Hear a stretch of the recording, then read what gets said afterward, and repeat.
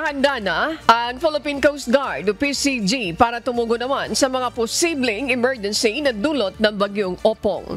Ayon sa PCG, nakaposisyon na ang kanilang mga tauhan sa iba't ibang bahagi ng bansa na posibleng daanan ng paparating na bagyo.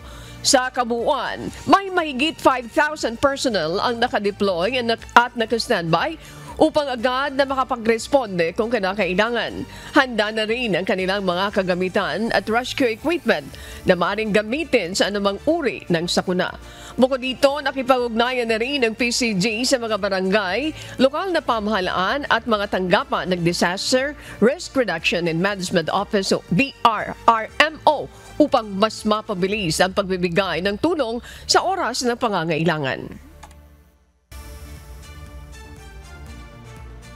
Po, sa direktiba po ng ating komandante na si Admiral Gavan, naka-heightened alert po ang lahat po ng ating Coast Guard districts and naka-activate na rin po ang ating deployable response group composed of rescue steamers, medical personnel, and even po yung ating mga floating air assets and mga radio equipments po ay strategically positioned na po sa dadaanan po ng bagyo.